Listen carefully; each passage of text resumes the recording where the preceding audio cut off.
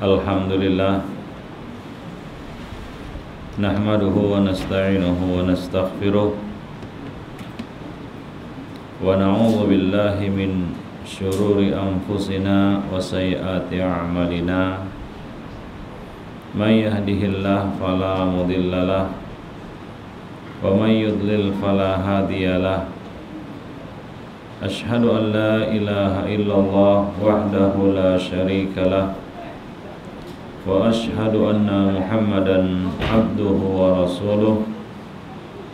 Ya ayyuhalladzina amanu ittaqullaha haqqa tuqatih wa la tamutunna illa wa antum muslimun.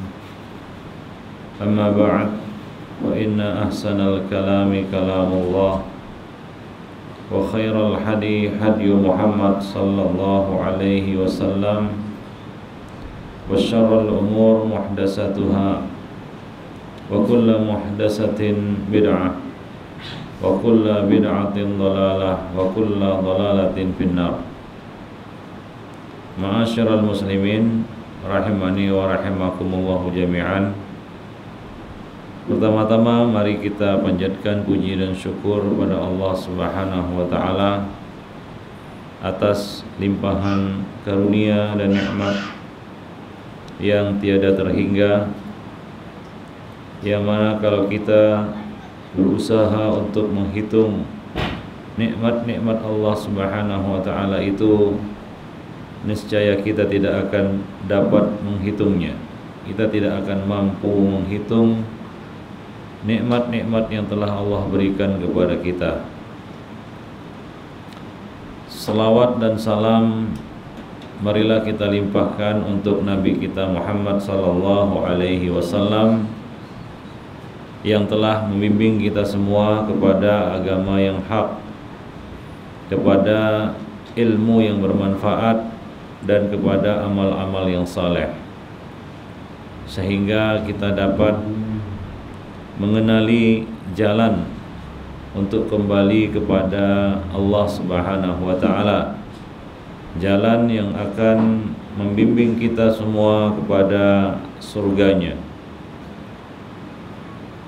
Salawat dan salam juga tidak lupa kita limpahkan untuk sahabat-sahabat ahli bait dan siapa saja yang setia mengikuti sunnah Rasulullah sallallahu alaihi wasallam sampai hari kemudian. Ma'asyiral muslimin rahimani wa rahimakumullah jami'an. Tajuk kita pada malam ini adalah meneladani Rasulullah sallallahu alaihi wasallam di dalam kehidupan. Kita tidak meragukan lagi bahwa Rasul kita Muhammad sallallahu alaihi wasallam adalah teladan bagi kita semua. Allah Subhanahu wa taala telah memuji beliau di dalam kitabnya, yaitu di dalam firman Allah Subhanahu wa taala, laqad kana lakum fi Rasulillah uswatun hasanah. Sungguh pada diri Rasulullah sallallahu alaihi wasallam telah kamu dapati suri tauladan yang baik, yaitu contoh yang baik bagi kita untuk kita ikuti di dalam kehidupan kita, dan merupakan hikmah Allah Subhanahu wa taala mengirim rasul-rasulnya dari kalangan manusia adalah agar mereka dapat menjadi teladan bagi kita di dalam kehidupan kita, di dalam bermuamalah kepada sesama manusia, di dalam berakhlak. Allah Subhanahu wa taala telah memuji nabinya di dalam kitabnya. Allah berfirman, wa innaka la'ala khuluqin azim. Sungguh engkau wahai Muhammad berada di atas akhlak yang sangat terpuji, yaitu akhlak yang sangat mulia. Rasulullah sallallahu alaihi wasallam membawa ajaran Islam dengan membawa serta pelajaran-pelajaran akhlak. Bahkan akhlak yang mulia merupakan bagian dari agama ini. Nabi SAW mengatakan, innama bu'istu liutammima makarimal akhlak. Sesungguhnya aku diutus untuk menyempurnakan akhlak-akhlak yang mulia. Dan Nabi SAW adalah teladan yang paling terdepan di dalam berakhlak. Beliau adalah seorang yang diakui akhlaknya bukan hanya oleh sahabat-sahabat beliau, tapi oleh musuh-musuh beliau juga. Mereka semuanya mengakui ketinggian dan kemuliaan akhlak Nabi sallallahu alaihi wasallam. Rasulullah sallallahu alaihi wasallam banyak memberikan motivasi kepada kita untuk menghiasi diri dengan akhlak mulia. Bahkan Nabi sallallahu alaihi wasallam menjadikan kemuliaan akhlak atau bagusnya akhlak seorang hamba sebagai tanda bagusnya iman dan sempurnanya iman hamba tersebut. Nabi SAW mengatakan, akmalul mu'minina imanan ahsanuhum khuluqan. Orang mukmin yang paling sempurna imannya adalah yang paling bagus akhlaknya, yang paling baik akhlaknya.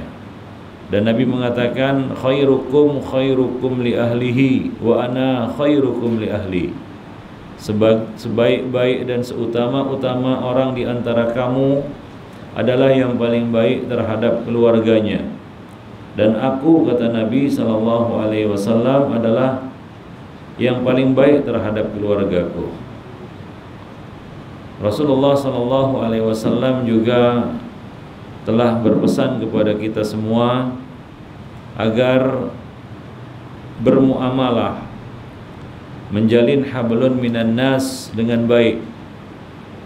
Nabi mengatakan, istaqim wal tuhassin khuluqaka linnas. Istiqomahlah di atas agama Allah dan baguskanlah akhlakmu terhadap sesama manusia. Baguskanlah akhlakmu kepada sesama manusia.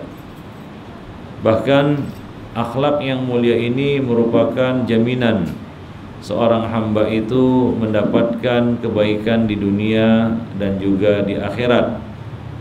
Nabi SAW mengatakan, ma syai'un athqalu fi mizanil mu'min yaumal qiyamah min khuluqin hasan. Tidak ada sesuatu yang paling berat dalam timbangan amal seorang mukmin pada hari kiamat selain daripada akhlak yang mulia. Akhlak yang mulia merupakan anugerah dari Allah Subhanahu wa taala yang Allah berikan kepada siapa yang dikehendakinya. Innan nas lam yu'tau syai'an khairan min khuluqin hasan.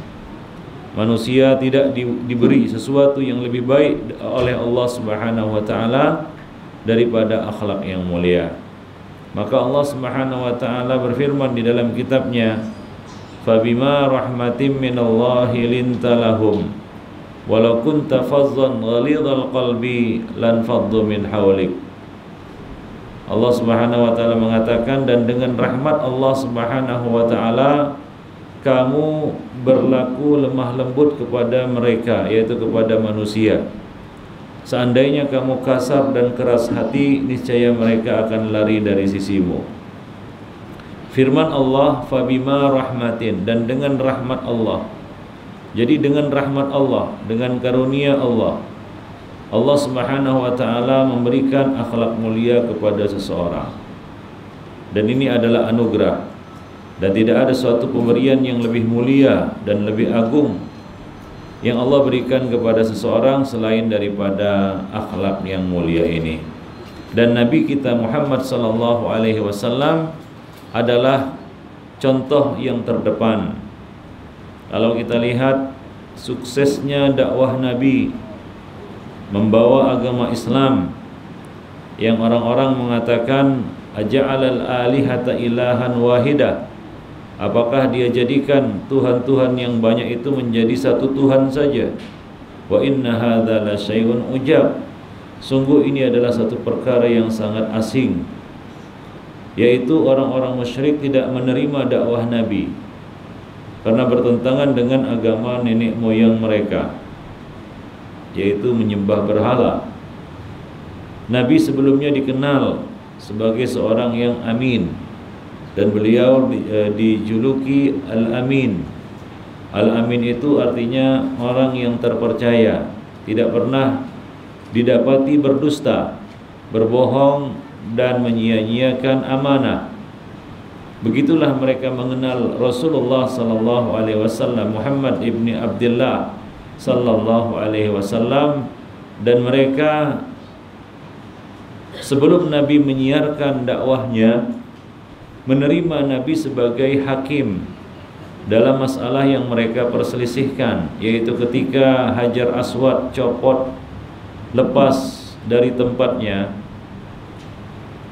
kabilah-kabilah Arab bertengkar, bertelaga.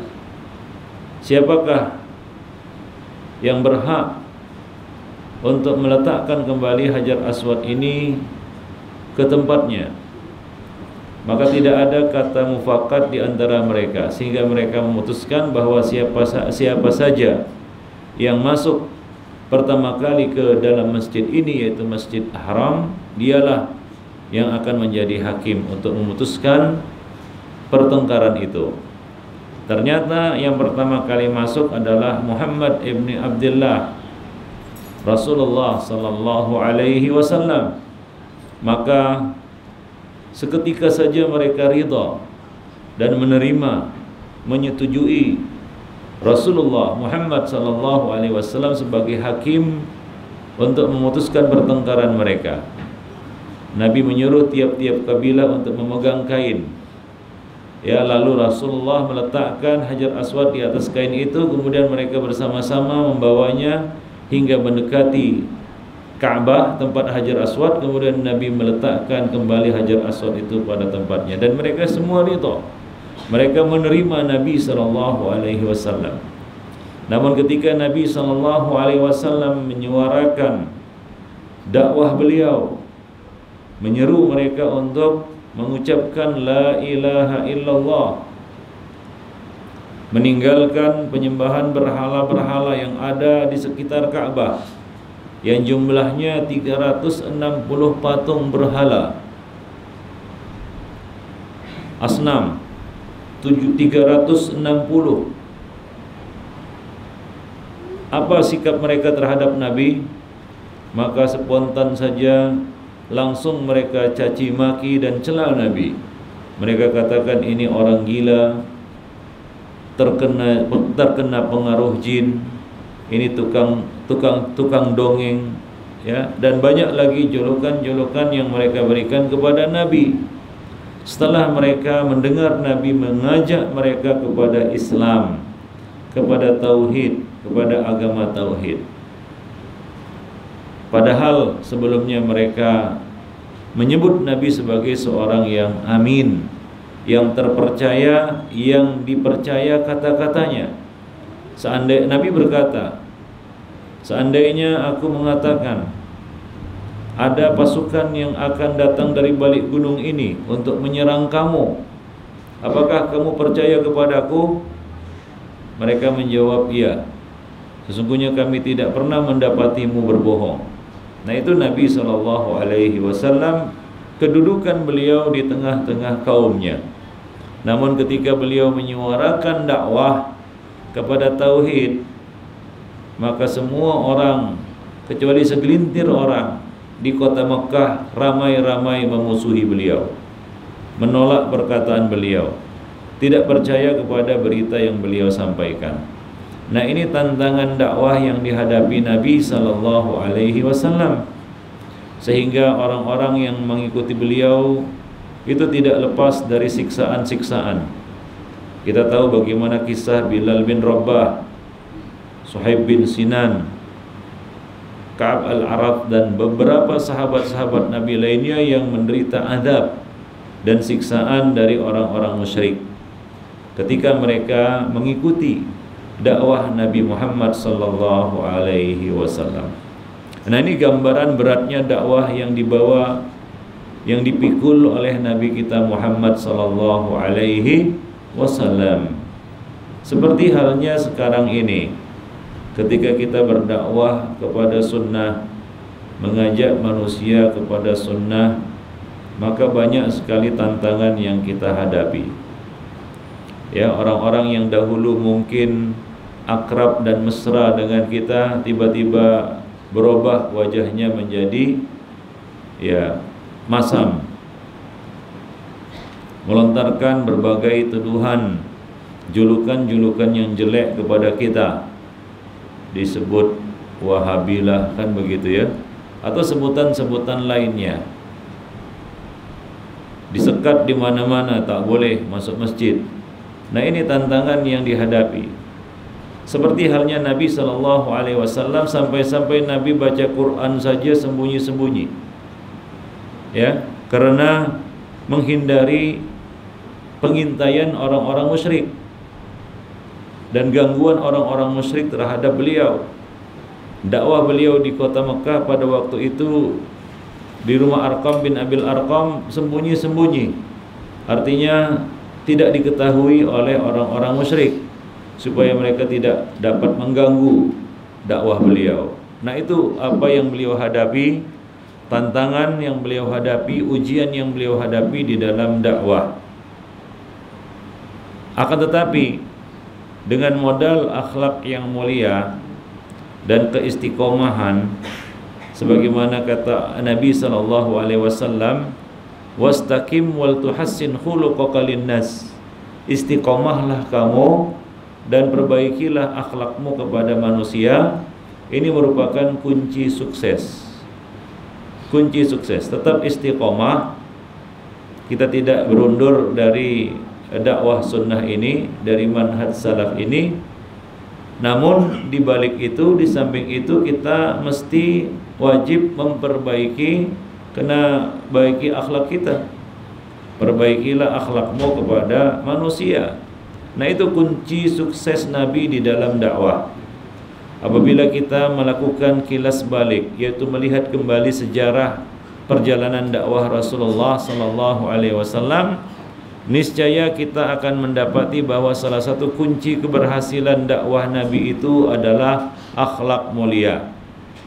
Dan ini dibenarkan langsung oleh Allah Subhanahu wa taala di dalam surat Ali Imran ayat 159 yang kita bacakan tadi.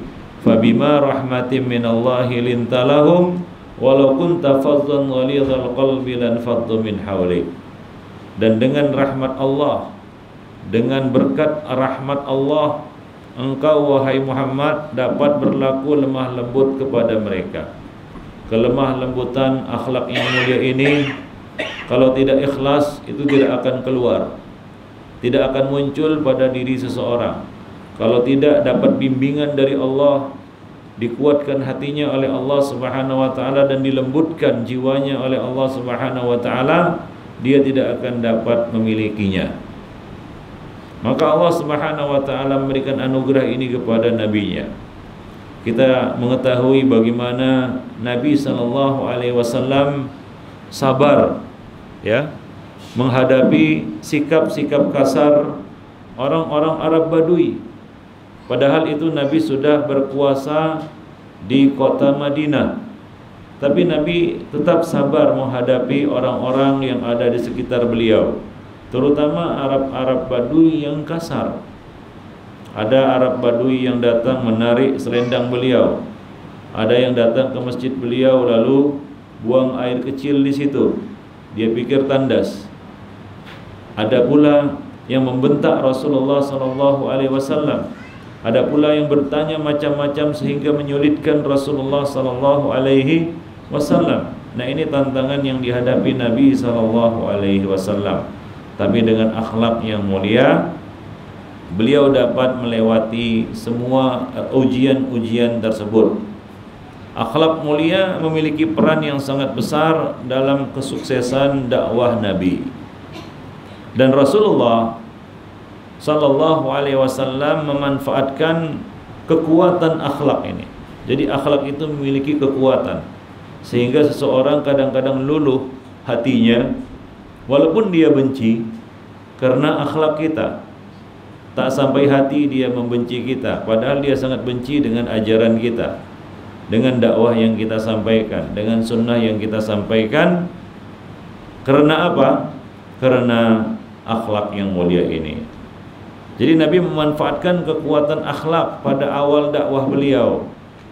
Dan akhlak mulia yang menjadi senjata beliau adalah kejujuran, kelurusan dan kelemah lembutan, kesantunan di dalam menghadapi segala macam jenis manusia.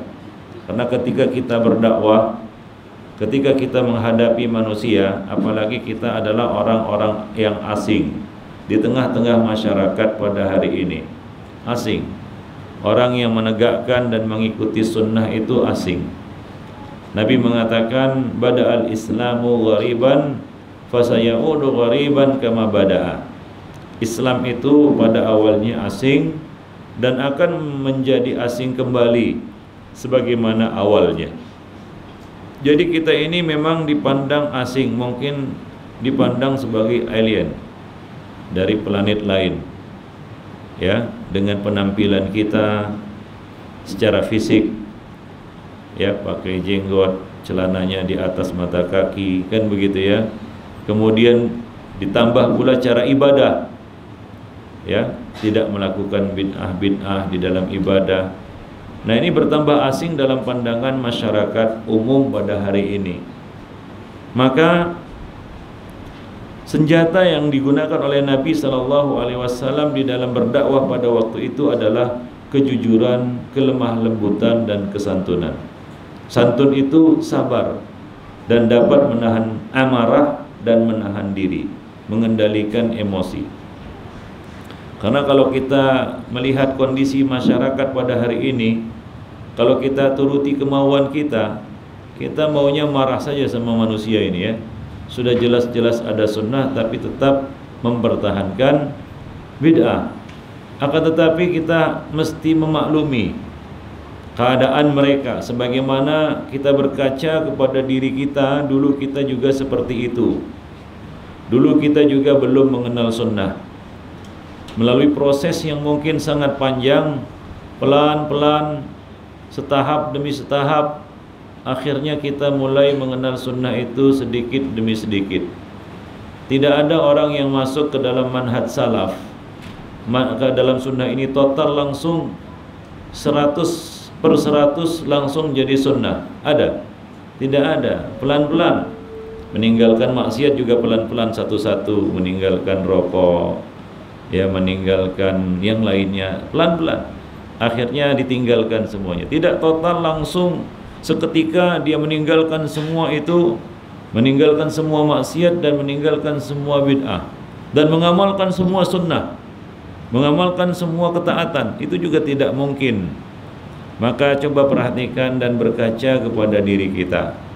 Dengan itu kita dapat memperlakukan manusia dengan benar, dengan santun. Demikian ikhwan fillah ma'asyiral muslimin.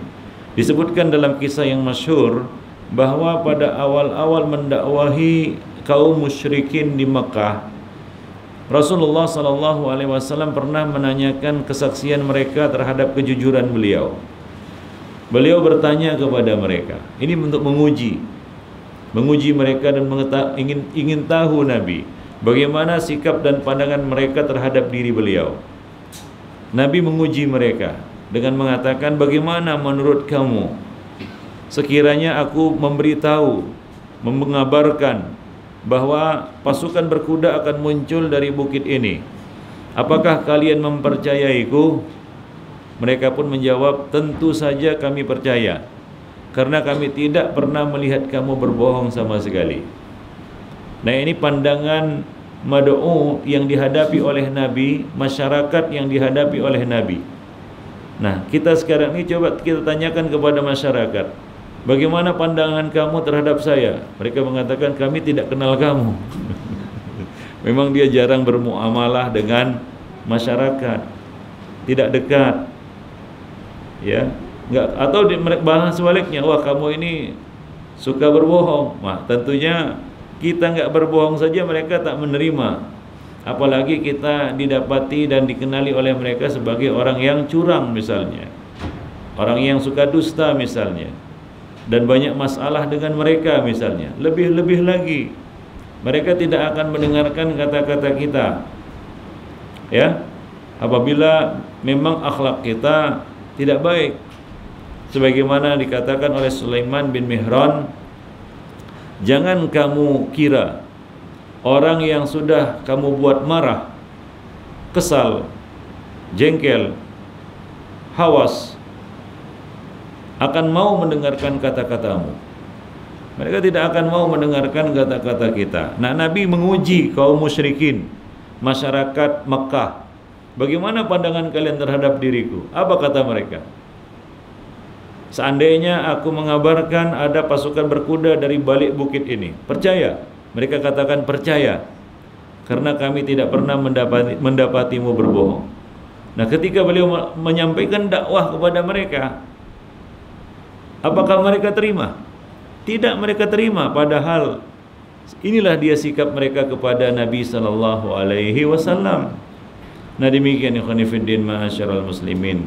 Jadi pada masa permulaan dakwah itu, selain menyeru umat agar mentauhidkan Allah, dan itu merupakan isi dan inti dari dakwah yang disampaikan oleh Nabi kepada masyarakat Makkah, yaitu la ilaha illallah.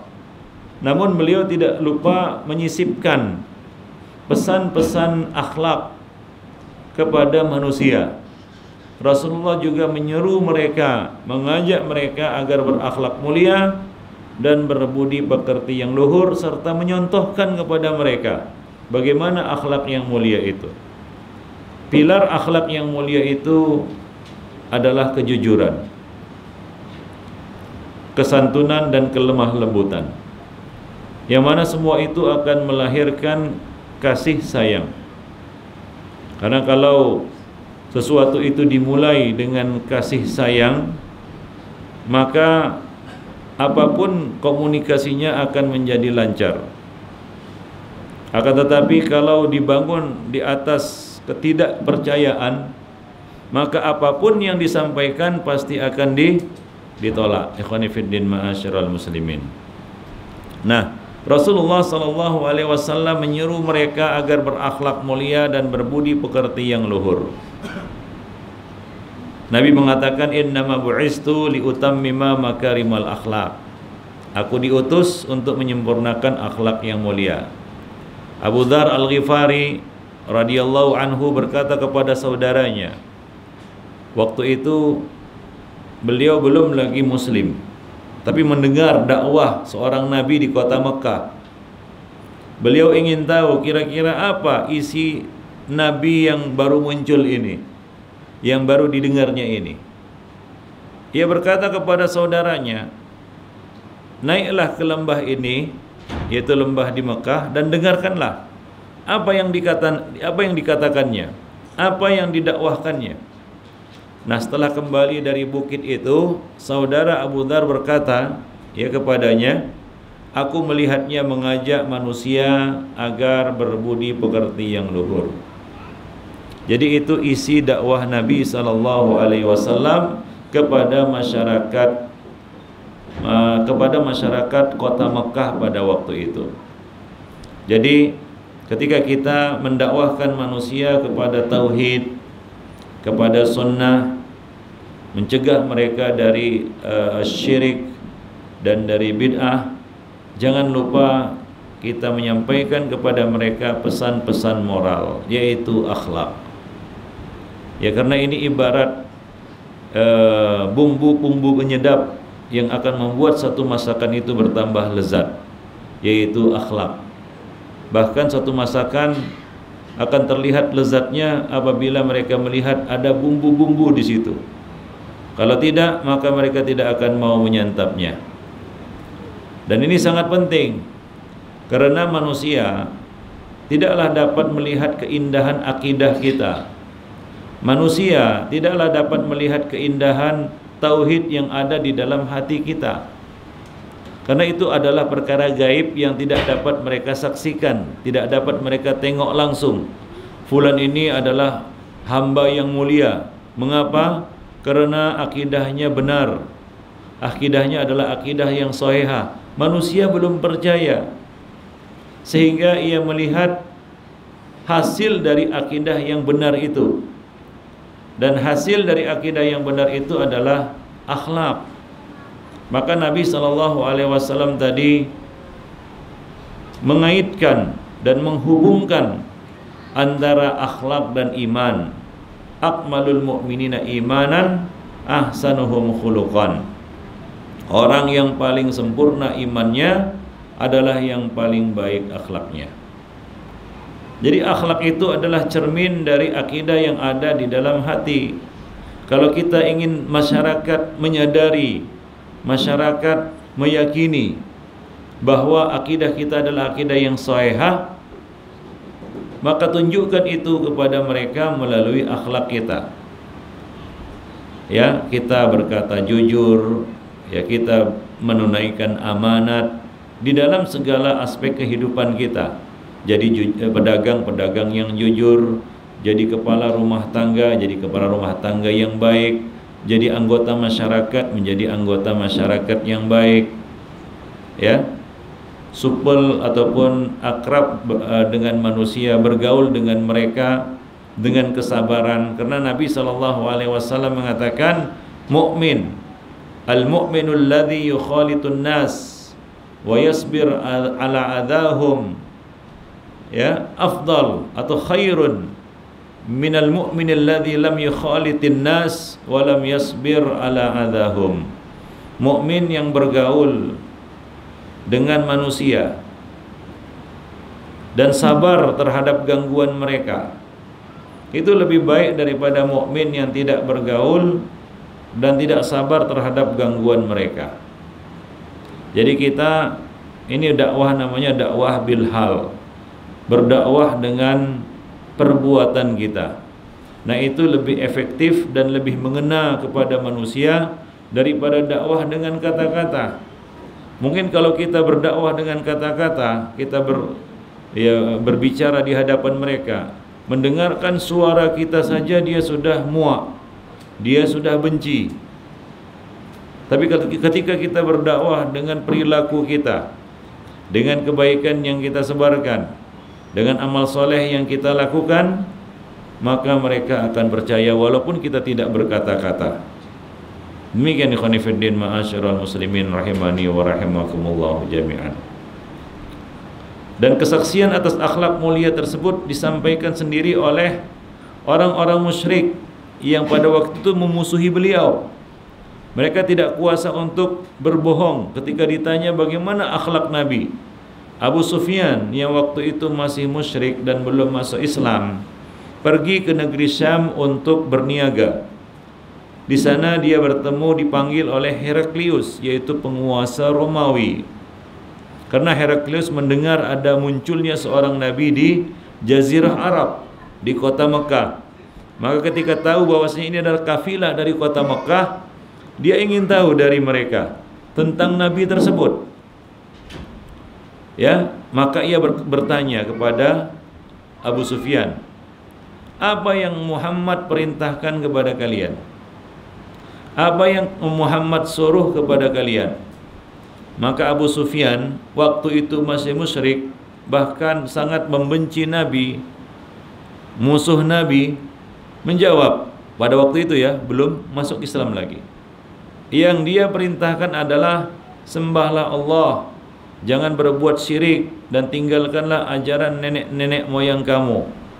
Beliau juga memerintahkan kami untuk mengerjakan sholat, bersikap jujur, menjaga kehormatan diri, dan menjalin persaudaraan.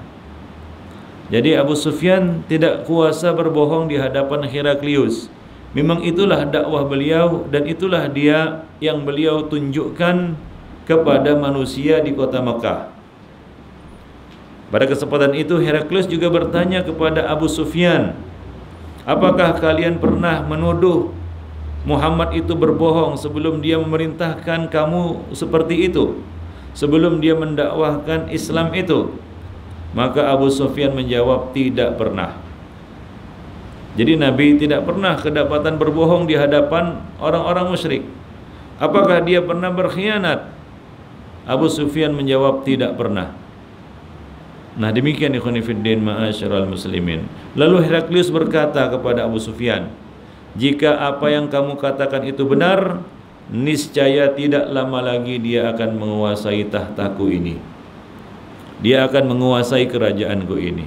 Jadi dengan akhlak yang mulia, ikhwan fillah ma'asyiral muslimin, pasukan muslim, pasukan kaum muslimin itu dapat menguasai mulai dari barat Afrika sampai timur Asia. Ya, dengan kekuatan akhlak, bukan hanya dengan kekuatan pedang. Jadi kalau ada yang mengatakan kita katakan apa ya, mengabarkan atau mengatakan, mengasumsikan bahwa Islam itu tersebar dengan pedang, itu adalah asumsi yang salah. Itu adalah paham yang keliru. Islam tidak tersebar hanya dengan pedang. Pedang hanyalah pendukung.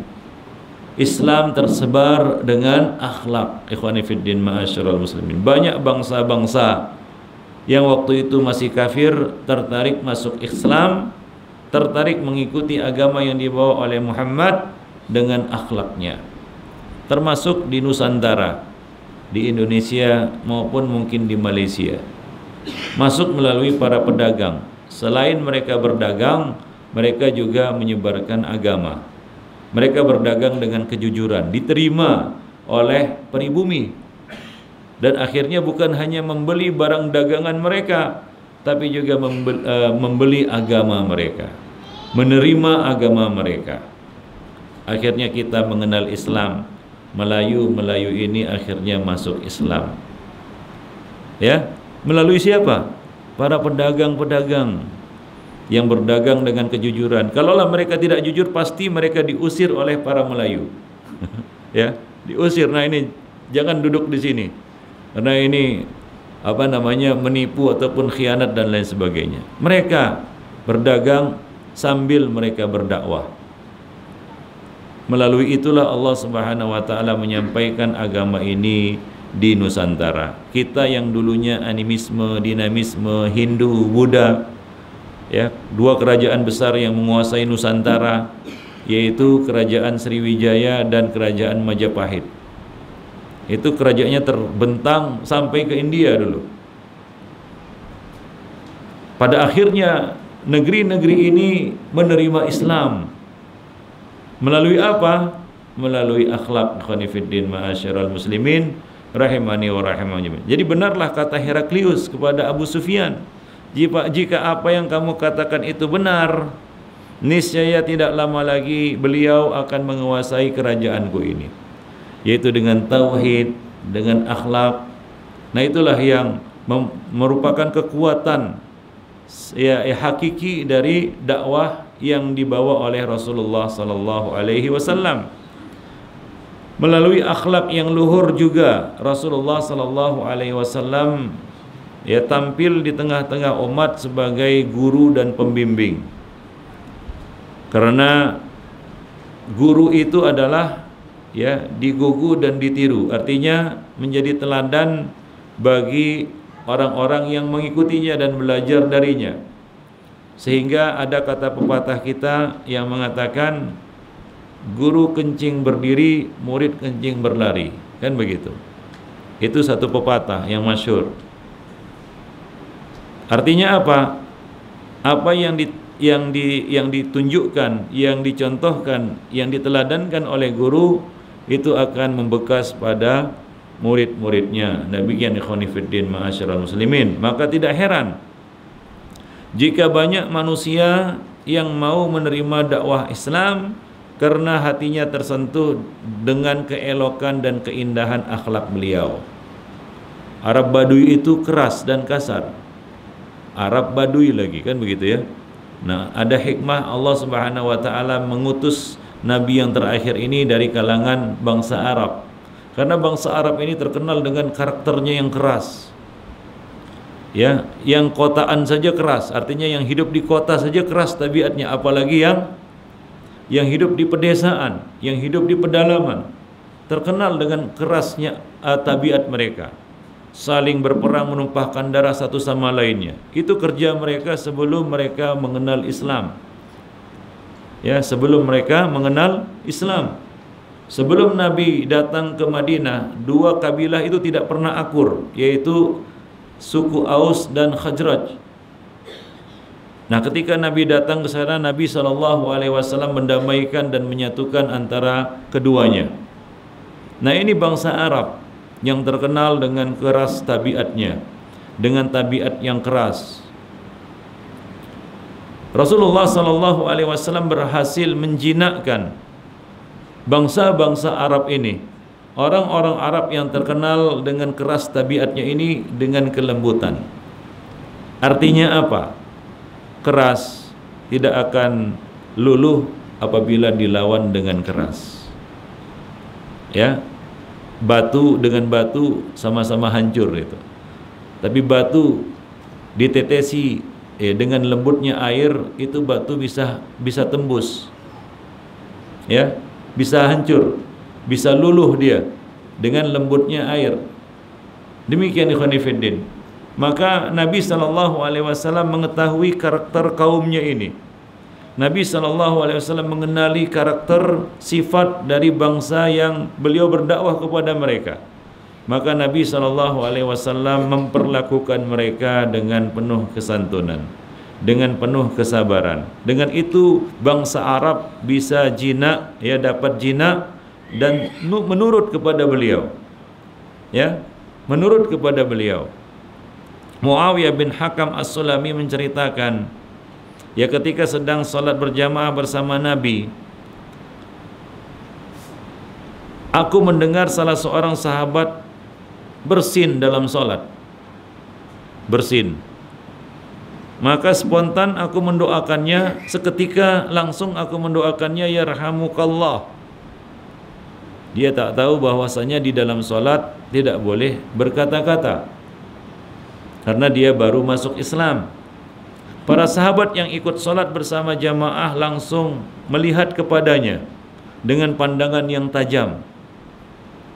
Maka Muawiyah yang tidak mengerti dan baru masuk Islam berkata kepada mereka, "Mengapa kalian memandangiku seperti itu?" Lalu mereka pun menepukkan ke telapak tangan mereka ke paha untuk mengisyaratkan agar dia diam. Maka aku pun diam. Jadi dia tak tahu bahwasanya di dalam sholat tidak boleh berkata-kata. Nah, kemudian beliau menceritakan, semoga ayah dan ibuku menjadi tebusan bagi Nabi. Sungguh, aku tidak pernah melihat seorang guru yang lebih baik, guru yang lebih bijak daripada Rasulullah. Demi Allah, ketika itu beliau tidak mencelaku dan tidak juga menghardikku, yaitu tidak berkata dengan kata-kata yang kasar kepadaku. Padahal ini sudah bikin kekacauan di dalam solat. Ya, kacau solat karena Muawiyah ini, Muawiyah bin Hakam As-Sulami, karena ketidaktahuannya, dan beliau pada waktu itu baru masuk Islam. Beliau juga tidak memukul dan atau memarahiku.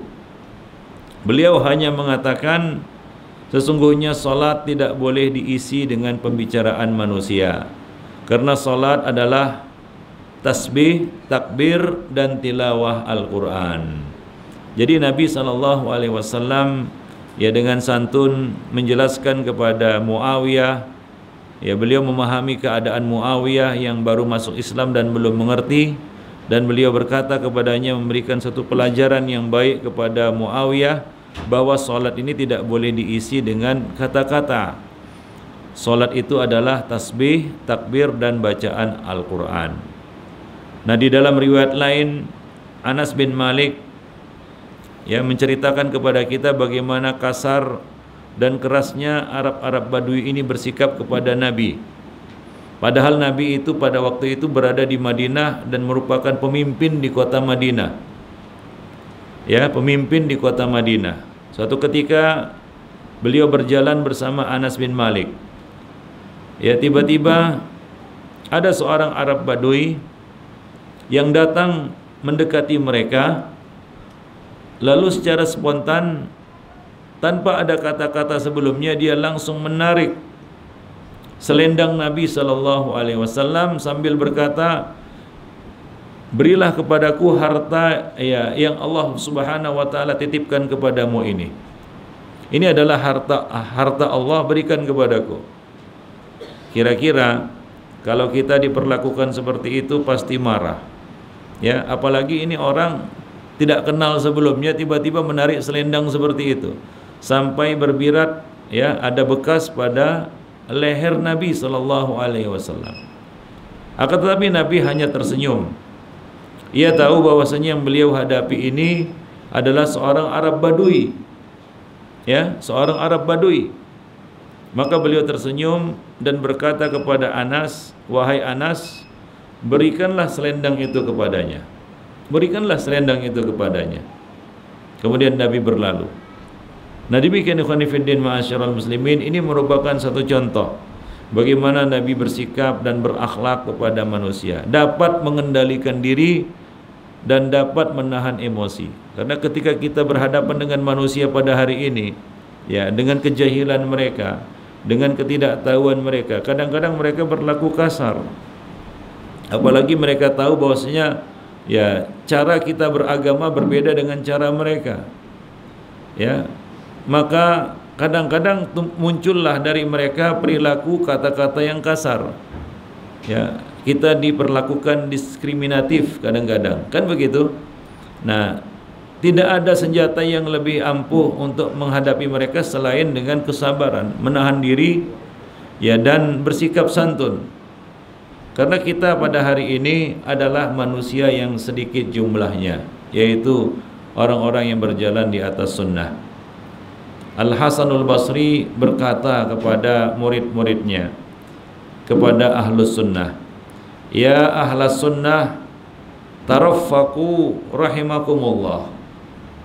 Wahai ahlus sunnah, berlakulah lemah lembut, semoga Allah merahmati kamu semua. Fa innakum aqallun nasil yaum, karena kamu pada hari ini adalah golongan yang sedikit. Nah, ini dikatakan oleh siapa?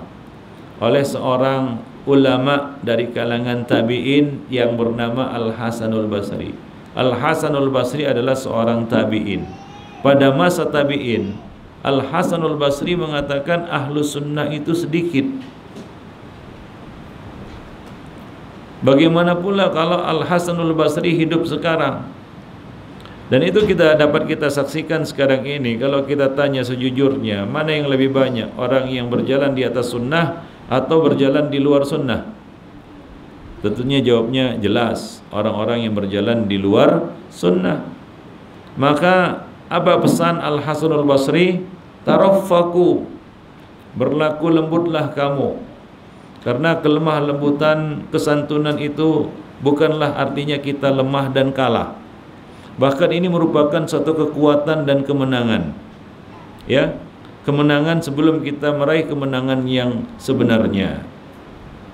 Di dalam kisah lain, masih dari Anas bin Malik terkait dengan akhlak Rasulullah sallallahu alaihi wasallam.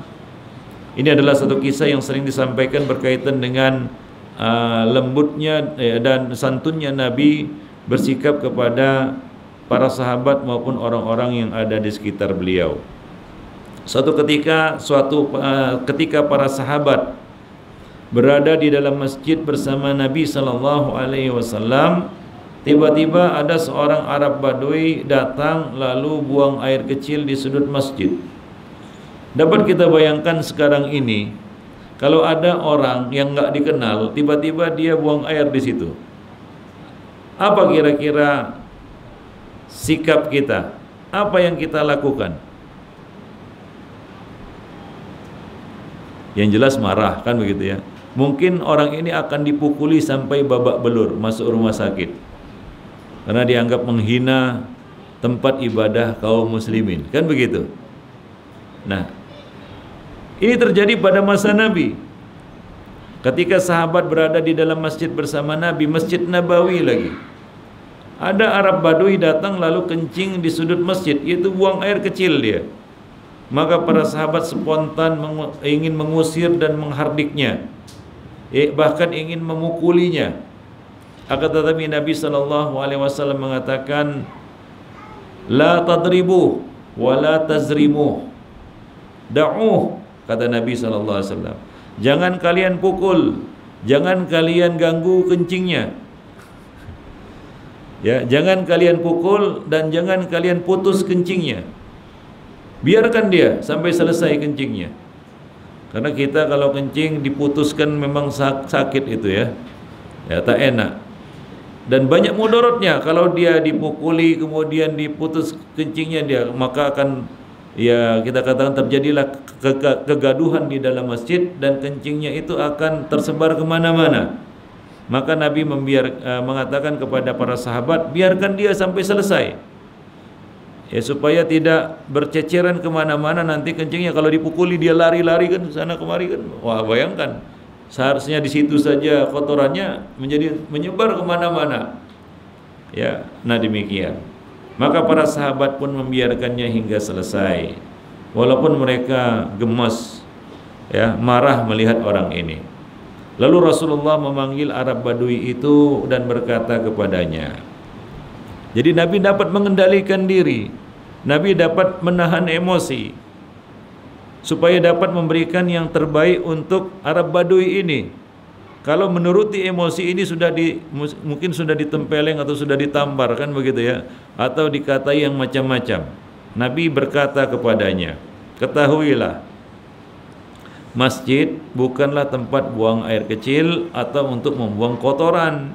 Masjid adalah tempat untuk zikrullah, salat dan tilawatul Quran. Jadi masjid itu untuk tempat untuk mengingat Allah, mendirikan salat dan membaca Al-Quran. Nah, kemudian beliau meminta seseorang untuk mengambil seember air lalu menyiram bekas kencingnya tadi. Nah, demikian ikhwan fillah ma'asyiral muslimin. Nah, kisah ini juga pernah terjadi dalam kesempatan yang lain seperti yang diriwayatkan oleh Abu Hurairah radhiyallahu anhu. Ya, disebutkan bahwa seorang laki-laki Badui masuk ke dalam masjid. Rasulullah sedang duduk, lalu laki-laki itu mengerjakan salat 2 rakaat lalu berdoa, ya Allah, rahmatilah aku dan Muhammad, jangan rahmati siapapun selain kami. Maka mendengar doanya itu, Nabi berkata, sungguh engkau telah membatasi sesuatu yang luas. Rahmat Allah itu luas, maka jangan dibatasi hanya untuk kamu dan aku saja. Nah, tidak lama kemudian Arab Badui ini kencing di dalam masjid. Ya, kencing di dalam masjid. Maka orang-orang pun bergegas ingin memukulinya, tapi Nabi SAW melarang mereka. Kemudian Nabi berkata kepada para sahabat, Nabi memberi nasihat kepada para sahabat, fa innama bu'istum muyassirin walam tub'asu mu'assirin. Sesungguhnya kamu diutus untuk memudahkan, bukan untuk membuat sulit. Ya, jadi mudahkanlah urusan manusia, jangan mempersulit urusan mereka. Agama Islam ini sebenarnya mudah untuk dilakukan, tapi sulit untuk diterima. Allah Subhanahu wa taala mengatakan, inna sanulqi 'alaika qawlan thaqila. Sungguh kami akan menurunkan kepadamu wahai Muhammad qawlan thaqila, kata-kata yang berat. Ya, wahyu itu berat, syariat ini berat, bukan berat untuk diamalkan, mudah untuk diamalkan, karena Nabi mengatakan ad-dinu yusrun. Lalu bagaimana menggabungkan antara sabda Nabi ad-dinu yusrun, demikian pula dalam ayat, ya, Allah Subhanahu wa taala mengatakan Taha ma anzalna 'alaikal qur'ana litashqa, dan ayat-ayat yang lainnya innama yuridu bikumul yusr wala yuridu bikumul usr. Allah menghendaki kemudahan dan tidak menghendaki kesulitan. Agama Islam ini mudah. Nabi mengatakan ad-dinu yusrun. Lalu bagaimana menggabungkannya dengan firman Allah Subhanahu wa taala, Inna sanulqi 'alaika qawlan saqila. Sungguh kami akan menurunkan kepadamu kata-kata yang berat.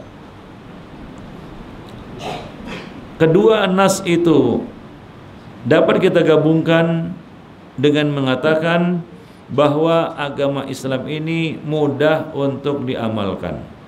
Karena agama Islam ini sesuai dengan fitrah. Sesuai dengan fitrah manusia. Tidak ada yang berat. Sebagai contoh, coba perhatikan zikir-zikir di dalam Islam. Coba perhatikan zikir-zikir di dalam Islam yang Allah Subhanahu wa taala dan Rasulnya tetapkan jumlahnya. Dalam istilah disebut zikir muqayyad. Adakah yang lebih dari 100? Adakah yang lebih dari 100? Tidak ada. Paling banyak 100. Ya, baca istighfar 100 kali. Yang pakai hitungan ya. Sehingga tidak perlu pakai alat-alat untuk menghitungnya. Cukup pakai jari saja. Karena Nabi menghitung zikirnya pakai jari. Subhanallah, alhamdulillah, Allahu Akbar. 33, 100. Nggak ada yang lebih dari itu. Inilah dia kemudahan Islam. Ad-dinu yusrun. Agama Islam itu mudah. Karena sesuai dengan fitrah. Nabi mengatakan innama bu'istu bil hanifiyatis samhah. Sesungguhnya aku diutus dengan membawa agama yang hanif, yaitu agama yang condong kepada tauhid dan menjauh dari syirik. Was-samhah. Sifat yang berikutnya yang disebutkan oleh Nabi di dalam hadis ini adalah samhah. Apa yang dimaksud dengan samhah? Yaitu mudah. Sejalan dengan fitrah manusia. Jadi agama Islam ini mudah untuk diamalkan, mudah untuk dilakukan, akan tetapi berat untuk diterima. Berat untuk diterima oleh jiwa, berat untuk diterima oleh akal, berat untuk diterima oleh hati. Hati ini berat, seakan-akan Allah Subhanahu wa taala mengumpamakan seperti orang yang hendak mendaki ke langit. Yas'adu fis sama. Begitulah beratnya seseorang itu menerima hidayah.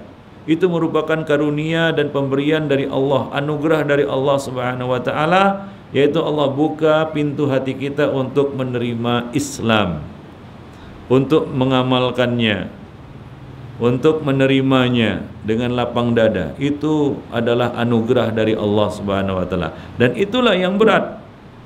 Kalau sudah diterima, sudah masuk Islam itu ke dalam hati, sudah bersarang iman itu di dalam hati, maka tidak ada satu syariat pun yang susah untuk kita lakukan. Tidak ada satu larangan pun yang berat untuk ditinggalkan. Maka memang ya syariat ini adalah jalan menuju surga. Halal haram, kewajiban dan larangan yang Allah Subhanahu wa taala turunkan kepada manusia sifatnya itu tidak disukai oleh hawa nafsu. Mengapa? Karena ini adalah jalan menuju surga. Dan jalan menuju surga itu dikelilingi dan ditutupi dengan al-makarih, dengan sesuatu yang tidak disukai oleh hawa nafsu. Memang berat untuk diterima.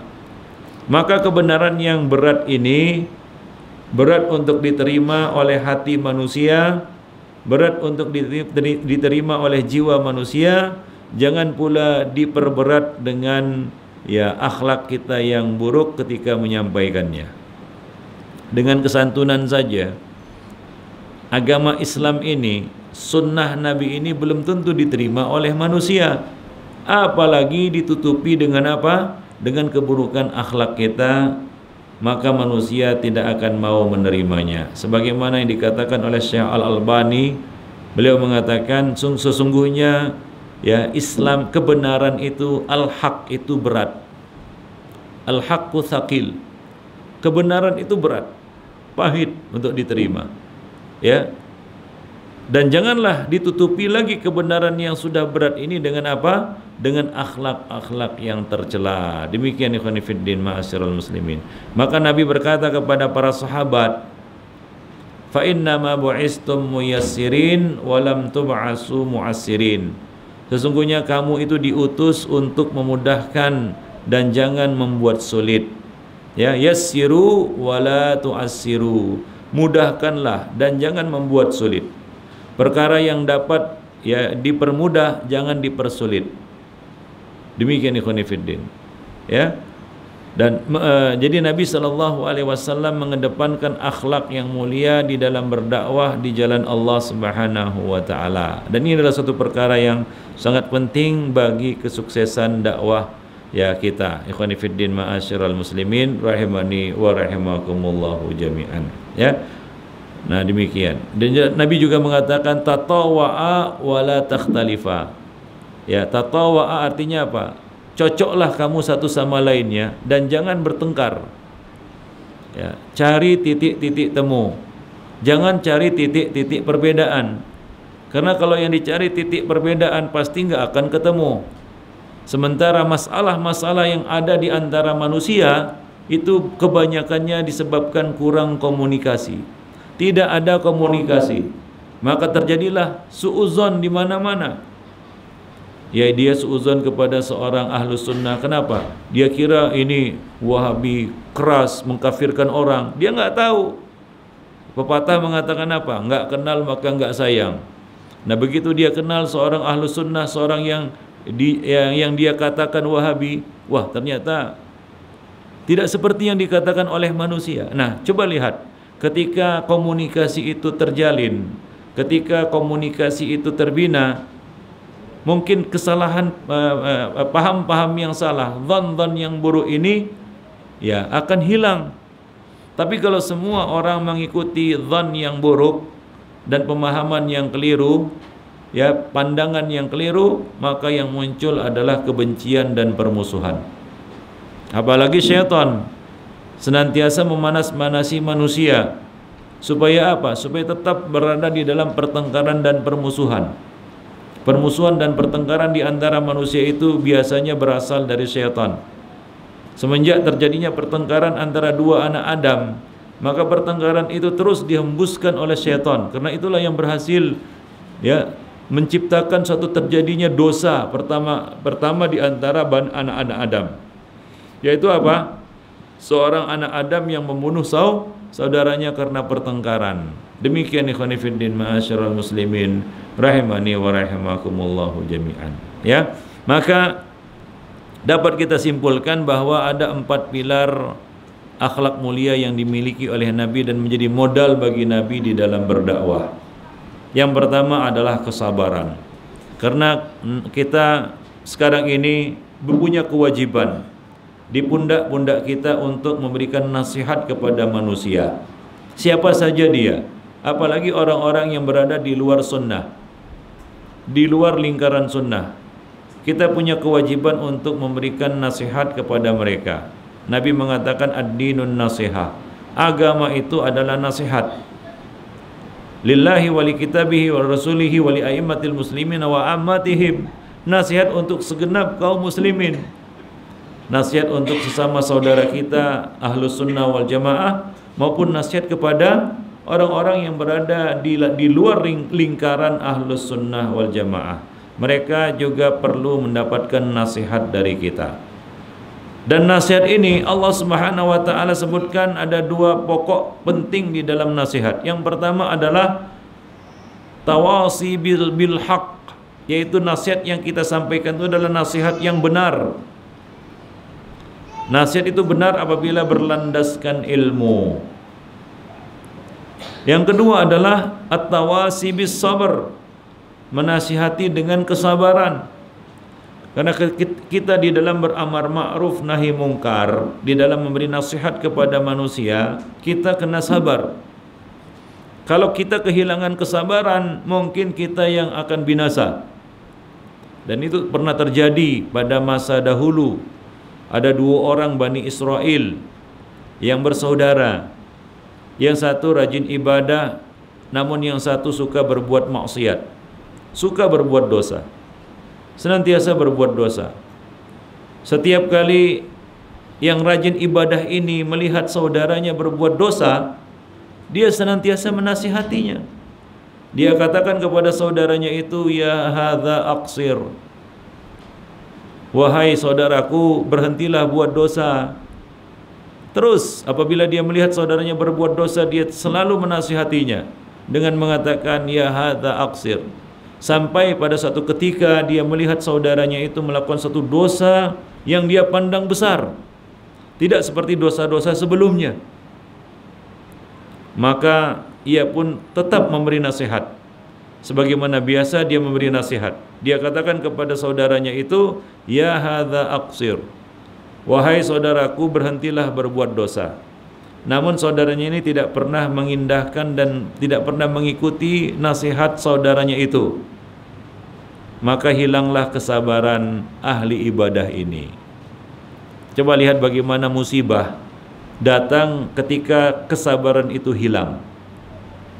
Maka Nabi mengatakan, innaman nasr ma'as sabr, sesungguhnya pertolongan Allah itu turun, kemenangan itu turun bersama kesabaran. Nah, ketika ahli ibadah ini hilang kesabarannya, dia berkata kepada saudaranya itu, kamu tidak akan masuk surga. Saking marahnya mungkin dia ya melihat saudaranya ini, karena keras kepala, degil, ya, tidak mau menerima nasihat, tidak mau dikasih tahu.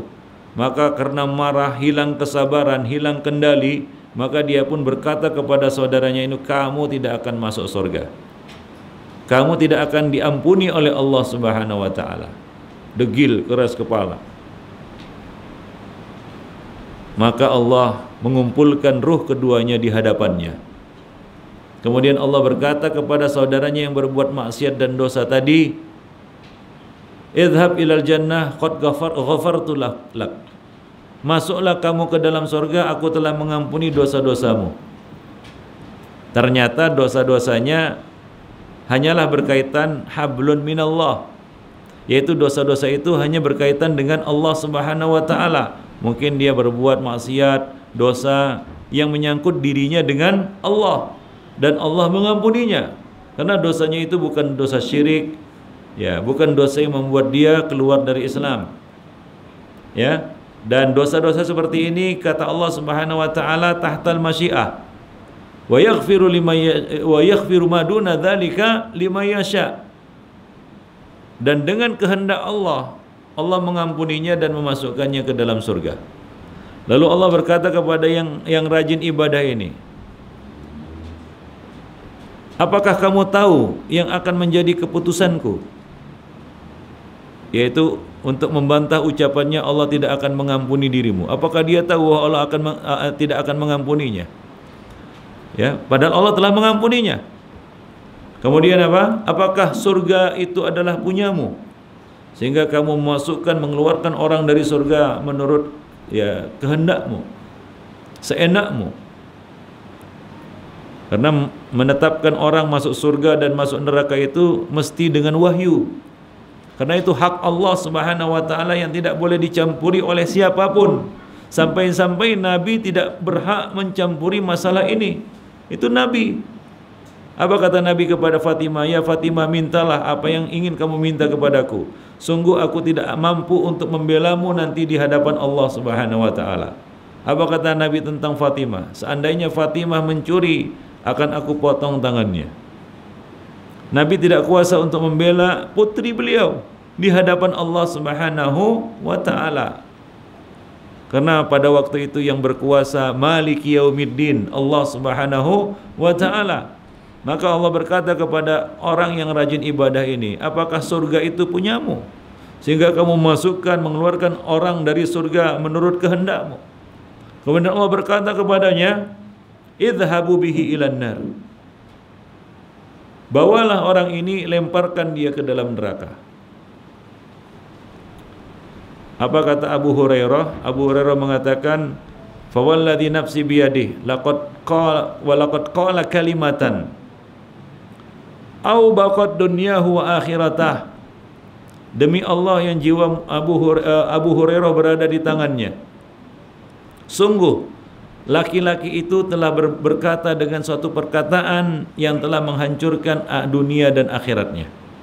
Hancur dunia dan akhiratnya. Ikhwani fiddin ma'asyiral muslimin Rahimani wa rahimakum. Hancur dunianya bagaimana? Dia sudah capek-capek mengisi waktu di dunia dengan ibadah, tapi hancur karena dosa ini. Dan dosa yang dilakukannya ini adalah dosa yang besar. Mungkin lebih besar daripada dosa yang dilakukan oleh saudaranya itu. Kenapa? Pertama, dosanya ini berkaitan dengan orang lain. Bayangkan siapa yang tidak sakit hatinya jika ada yang berkata kepadanya, kamu tidak akan masuk surga. Misalnya kita orang jahat lah, kita katakan ya, mungkin dulu kita pernah jadi orang jahat. Lalu ada orang baik-baik mengatakan kepada dia, kamu ini jahat kali, kamu ini nakal, kamu ini degil, keras kepala, kamu tidak akan masuk surga. Kira-kira marah nggak kita? Sakit nggak hati kita? Pasti sakit hati kita. Kalau ada orang yang berkata kepada kita, kamu tidak akan masuk surga, kamu adalah penghuni neraka. Ya, jadi ini adalah dosa yang berkaitan dengan orang lain, kezaliman terhadap orang lain, dan ini adalah perkara yang besar nanti di akhirat. Ya, maka hati-hatilah ya terhadap dosa-dosa yang sifatnya berkaitan dengan hak-hak manusia. Ya, maka Nabi mengatakan, ya, ittaqudz dzulm fa inna dzulma dzulumatun yaumal qiyamah. Hindari kezaliman karena kezaliman itu adalah kegelapan pada hari kiamat. Jadi dosanya ini ternyata berkaitan dengan saudaranya itu. Dia telah menyakiti hati saudaranya itu tanpa hak. Yang kedua, dosanya itu adalah dosa di dalam bab akidah. Yaitu apa? Dia berani mendahului Allah Subhanahu wa taala. Padahal Allah mengatakan la tuqaddimu baina yadayillahi wa rasulih. Janganlah kamu mendahului Allah dan Rasulnya. Termasuk di dalam bab ini, yaitu di dalam bab memasukkan dan mengeluarkan manusia dari surga. Menetapkan manusia di surga atau di neraka itu bukan hak kita. Kecuali yang disebutkan sudah ada disebutkan di dalam nas. Misalnya apa? Abu Lahab di dalam neraka, memang ada ayatnya. Tabbat yada abi lahabi wa tab. Fir'aun di dalam neraka, memang ada ayatnya berdasarkan wahyu. Abu Bakar, Umar, Utsman dan Ali di dalam surga. Kita tetapkan di dalam surga. Kenapa? Karena ada wahyunya. Ada hadis yang sahih yang menyatakan hal itu. Tanpa wahyu, kita tidak boleh memasukkan dan mengeluarkan seseorang dari surga atau neraka dengan hawa nafsu kita. Ya, dengan hawa nafsu kita, dengan akal dan perasaan kita. Nah, jadi dosanya ini adalah dosa yang berkaitan dengan apa? Dengan akidah, di dalam bab akidah. Dan kita tahu bahwa dosa-dosa yang berkaitan dengan akidah itu adalah dosa-dosa yang besar. Jadi dia telah melampaui, mendahului Allah dan Rasulnya.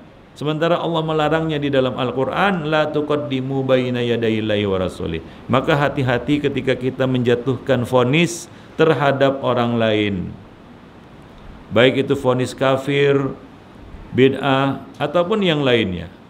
Kita kena hati-hati, karena kalau tuduhan itu ternyata tidak benar, maka akan kembali kepada yang menuduh. Sama seperti laknat. Laknat itu ketika keluar dari lisan seseorang, dia akan mencari sasarannya, yaitu yang dilaknat. Kalau ternyata yang dilaknat tidak berhak untuk dilaknat, maka laknat itu akan kembali kepada yang mengeluarkannya. Demikian ikhwani fiddin ma'asyiral muslimin rahimani wa rahim jami'an. Jadi sabar. Ya. Karena sabar ini adalah kunci untuk dapat mengendalikan dan menahan amarah. Dengan sabar kita akan menjadi sosok yang tahan banting. Ya, tidak mudah berputus asa, yaitu dengan sabar. Ikhwani fiddin ma'asyiral muslimin rahimani wa taib. Dan juga dengan sabar kita menjadi seorang yang santun dan tidak tergesa-gesa di dalam melakukan sesuatu dan di dalam bertindak sesuatu. Yang kedua, akhlak yang dimiliki oleh Nabi dan menjadi modal beliau di dalam berdakwah adalah iffah. Iffah itu adalah menjaga kesucian diri, menjaga kehormatan diri.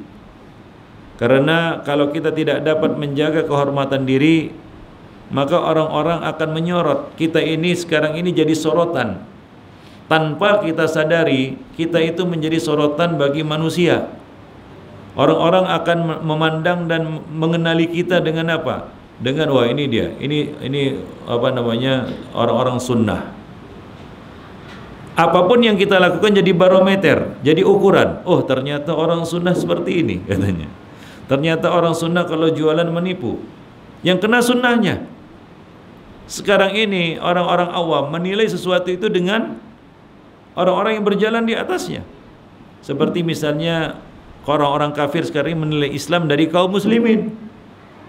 Ya, mereka menilai Islam dari kaum muslimin.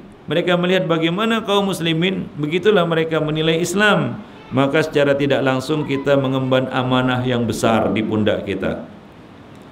Walaupun kita bukan ustadz. Saya kan orang biasa, ustadz. Bukan ustadz. Kita semua, ya, dai maupun mad'u, kita sekarang ini menjadi sorotan dan menjadi ikon. Kita menjadi public figure istilahnya. Walaupun ya, dalam artian yang lain. Ya, artinya apa? Orang menyorot kita, orang menyorot tindak tanduk kita. Nah, kalau kita tidak dapat memberikan, tidak dapat menjaga kesucian diri, maka orang-orang ya akan lari dari sunnah ini. Maka janganlah kita menjadi orang-orang yang yasudduna an sabilillah, menghalangi manusia dari jalan Allah dengan sikap dan perilaku kita. Sebagaimana Nabi SAW senantiasa menjaga diri dan menjaga kesucian diri beliau, ya, sehingga itu menjadi modal bagi beliau untuk menyampaikan dakwah ke tengah-tengah manusia. Nah, kemudian yang ketiga, sifat dan akhlak yang dimiliki oleh Nabi SAW di dalam berdakwah adalah berani. Berani di sini dalam arti kata yang positif. Berani itu bukan artinya kita melakukan tindakan yang sembrono ataupun tindakan yang brutal, tidak. Berani itu artinya bertanggung jawab, tidak mudah putus asa, dapat mengendalikan diri. Nah, itulah orang yang kuat dan berani. Nabi mengatakan laisa syadidu bisur'ah, innamas syadid alladhi yamliku nafsahu indal ghadab. Orang kuat itu bukanlah orang yang menang dalam bergulat, dalam berkelahi, bertengkar, bukan. Akan tetapi orang yang kuat adalah orang yang dapat menguasai dirinya ketika marah, yaitu yang dapat menahan emosinya. Bahkan Allah Subhanahu wa taala memberikan satu fadilah yang besar bagi orang-orang yang dapat mengendalikan marahnya, yaitu Allah Subhanahu wa taala akan memberikan kepadanya pilihan untuk memilih bidadari-bidadari yang dia sukai untuk menjadi temannya nanti di surga. Allah Subhanahu wa taala memberikan anugerah kepadanya untuk memilih bidadari yang dia suka nantinya di surga. Itu berlaku bagi siapa saja yang dapat menahan amarah sementara dia dapat melampiaskan kemarahannya. Artinya kalau dia marah, dia boleh marah. Ya, dia dapat marah, akan tapi dia kendalikan dirinya, ya, dan dia tahan emosinya, dia tahan amarahnya. Nah, demikian ikhwan fillah, ma'asyiral muslimin rahimani wa rahimani. Jadi kita mesti memiliki sifat ini, yaitu sifat berani dan bertanggung jawab. Apapun yang kita lakukan, kita tahu bahwasanya pasti ada akibatnya, baik untuk diri kita maupun untuk atas orang lain. Dan yang terakhir ikhwan fillah, yaitu sifat adil. Ya, adil di dalam meletakkan hukum, adil di dalam menjatuhkan hukum, adil di dalam bersikap. Allah Subhanahu wa taala mengatakan i'dilu huwa aqrabu littaqwa. Berlaku adillah kamu, sesungguhnya itu lebih dekat kepada ketakwaan. Ya, berlaku adil kepada kawan maupun lawan.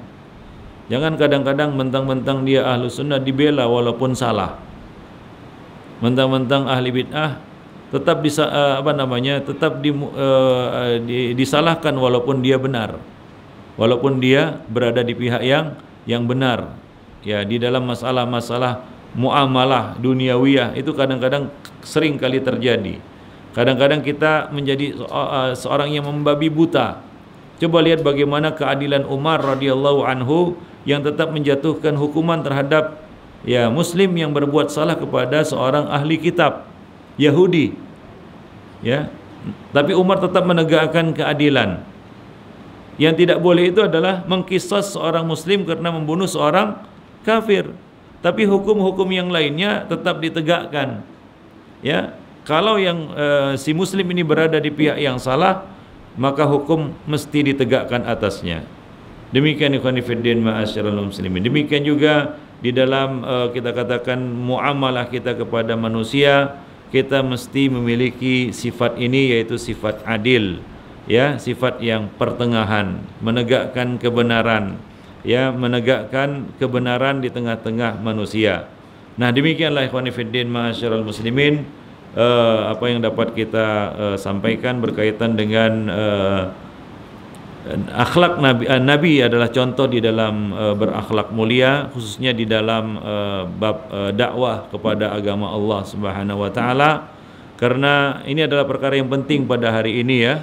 Bagaimana kewajiban kita untuk menyampaikan dakwah ke tengah-tengah manusia, ya. Nah, ini adalah suatu kewajiban bagi kita semua, bukan kewajiban ustadz saja, bukan kewajiban dai saja, tapi semua muslim, semua ahlus sunnah punya kewajiban untuk menyampaikan dakwah yang hak ini ke tengah-tengah manusia, sehingga dakwah ini dapat sampai kepada mereka, ke semua lapisan masyarakat, kepada semua manusia.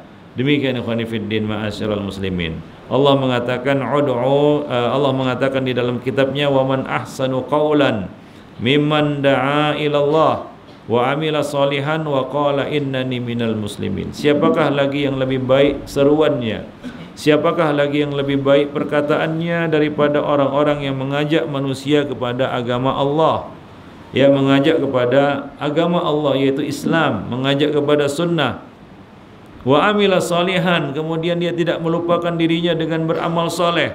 Wa qala innani minal muslimin, dan kemudian dia menyatakan bahwa ia adalah seorang yang muslim. Artinya dia tetap menjaga keistiqomahannya. Nah, demikian ikhwan fillah ma'asyiral muslimin. Bahkan kalau kita lihat sekarang ini, tersebarnya sunnah itu kebanyakannya melalui muamalah, ya, daripada di majelis-majelis ilmu. Di majelis ilmu mereka sudah punya filter, sudah ditakut-takuti sama, ya, guru-gurunya supaya tidak datang ke majelis ini dan itu, kan begitu. Kebanyakannya orang itu mengenal sunnah di luar majelis. Jadi kita ini semua adalah apa namanya kita katakan, ya, serdadu sunnah, ujung tombak sunnah, untuk memperkenalkan dan membawa sunnah ini ke tengah-tengah masyarakat. Bayangkan ya ikhwani fiddin, ini di Pulau Pinang, kita yang hadir di sini, orang-orang yang sudah menyadari benarnya dakwah sunnah ini, dan kita tidak meragukannya bahwa manhaj satu-satunya yang benar adalah manhaj salafus saleh. Seandainya kita semua mengemban kewajiban dakwah ini ke tengah-tengah masyarakat, yaitu mengajak sesuai dengan ilmu dan kemampuan yang kita miliki. Kalau kemampuan kita cuma sekedar mengajak mereka ke majelis ilmu, itu juga merupakan dakwah. Menunjukinya mana majelis ilmu yang penting, yang mesti dihadirinya. Dan itu merupakan satu dakwah. Itu juga merupakan dakwah. Nabi mengatakan, man dalla ila khairin falahu misla ajri fa'ilihi. Barang siapa yang menunjuki manusia kepada kebaikan, maka baginya pahala seperti orang yang melakukannya. Nabi mengatakan, la yahdiyallahu bika rajulan wahidan khairun laka min humrin na'am. Seandainya Allah memberi hidayah kepada seseorang melalui dirimu, maka itu lebih baik bagimu daripada memiliki kendaraan yang mewah, Ferrari merah yang mewah. Itu lebih baik kita menjadi sebab seseorang itu mendapat hidayah kepada Islam atau hidayah kepada sunnah. Demikian ikhwan fillah. Maka seandainya, andai kata, sekiranya, kalau saja masing-masing kita di tempat ini esok, bulan depan, tahun depan, masing-masing membawa satu orang, seperti multi level marketing. Kadang-kadang untuk urusan dunia semangat kita multi level marketing, semua orang diajai untuk beli produk, kan begitu. Itu untuk keuntungan dunia. Ini keuntungan akhirat ini. Seandainya tiap-tiap kita, masing-masing kita di tempat ini membawa satu orang, mungkin esok, mungkin minggu depan, mungkin bulan depan, mungkin tahun depan, maka tahun depan kita bertemu bersama-sama di tempat ini jumlahnya sudah 2 kali lipat dari jumlah yang ada sekarang. Satu orang saja, nggak usah banyak-banyak. Satu orang saja. Tapi jangan pula orang yang kita dakwahi datang ke majelis kita hilang entah kemana. Ya, seandainya masing-masing orang membawa satu orang saja, maka jumlah kita hari ini esok nanti, ya mungkin minggu esok atau bulan depan atau tahun depan 2 kali lipat jumlahnya. Tahun depannya lagi 3 kali lipat. Nggak muat lagi masjid ini menampung jamaah. 5 tahun, 10 tahun mungkin Pulau Pinang sudah sunnah semuanya. Nah itu kalau kita punya semangat untuk berdakwah dan menyampaikan dakwah ini ke tengah-tengah manusia, ikhwani fiddin masya. Ya gunakan segala potensi kelebihan yang Allah berikan untuk berdakwah. Saya tutup majelis ini dengan perkataan yang disampaikan oleh Syekh Ibrahim Ar-Ruhaili. Beliau menukil perkataan Syekh bin Baz di Masjid Nabawi baru-baru ini. Beliau berkata, Syekh bin Baz mengatakan, miskin man mata man tarokat dunya falaisa lahu khidmatun linnas. Orang miskin, kata beliau, orang yang meninggalkan dunia ini, mati dia, tapi dia tidak punya khidmat kebaikan untuk manusia. Tidak punya khidmat untuk kebaikan bagi umat manusia. Dan kebaikan yang paling besar yang dapat kita berikan untuk manusia pada hari ini adalah mengajak mereka kepada sunnah, mengajak mereka kepada Islam dan sunnah. Maka coba lihat dan perhatikan diri kita. Apa saham, apa peran, dan apa yang telah kita lakukan untuk tersebarnya, berkembangnya dakwah sunnah ini, dakwah salaf ini di Pulau Pinang secara khusus dan di Malaysia secara umum dan di dunia yang lebih umum lagi. Nah demikian ya khonifuddin ma'asyarul muslimin, mudah-mudahan itu menjadi motivasi kepada kita semua. Lebih dan kurang saya mohon maaf kalau ada kata-kata yang kurang berkenan dan menyinggung perasaan. Wabillahi taufiq wal hidayah. Wassalamualaikum warahmatullahi wabarakatuh.